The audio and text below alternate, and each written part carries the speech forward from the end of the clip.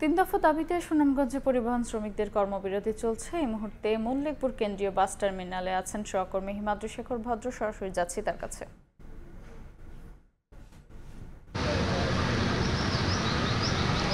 আমি আছি সুনামগঞ্জ শহরের মল্লিকপুর কেন্দ্রীয় বাস টার্মিনাল এলাকায়। এই বাস টার্মিনাল থেকে আজকে কোনো যাত্রীবাহী বাস বা মিনি বাস কোথাও ছেড়ে যায়নি, কারণ এখানে বাসের ভাড়া নিয়ে শ্রমিক এবং ছাত্রদের মধ্যে একটা কথা কাটাকাটি হয়। সেই কথা কাটাকাটির জের ধরেই একটি অপ্রীতিকর ঘটনা ঘটে। সেই ঘটনার প্রেক্ষিতে গতকালকে 2 ঘন্টা যেমন যানবাহন চলাচল বন্ধ ছিল এবং আজকে সকাল 6টা থেকে এখন পর্যন্ত দূরপাল্লার যাত্রীবাহী বাস এবং বাস চলাচল বন্ধ রয়েছে। আপনারা যদি একটু দেখেন যে এই যে পুরো এলাকা জুড়ে রয়েছে কেন্দ্রীয় বাস টার্মিনালের প্রতিটি এলাকায় এভাবে বাস দাঁড়া করা রাখা হয়েছে। এটি সুনামগঞ্জ সিলেট মহাসড়কের দৃশ্য। আপনারা যদি দেখেন এখান থেকে প্রায় 1 কিলোমিটার থেকে 1.5 কিলোমিটার জায়গা পর্যন্ত এভাবে বাস দাঁড়া করা রাখানো হয়েছে এবং তারা জানিয়েছেন যে শ্রমিকরা জানিয়েছেন তাদের 3 দফা দাবি রয়েছে। যারা ছাত্রদের সাথে এই যে অপ্রীতিকর ঘটনা তারা বিচার দাবি করেন। এছাড়া একজন শ্রমিক কারাগারে আছেন, সেই কারাগারে থাকা শ্রমিকের মুক্তি দাবি করেন। আজকে সকাল থেকে আমরা এখানে এসে দেখেছি যে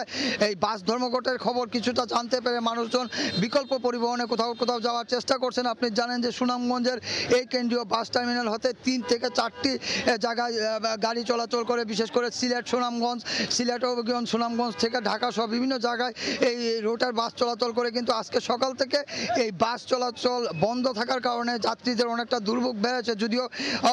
যদিও বিকল্প পরিবহনে তারা যাওয়ার চেষ্টা করছেন, তবে শ্রমিকরা জানিয়েছেন যে 11টার দিকে প্রশাসনের সাথে একটি আলোচনা সভা আছে।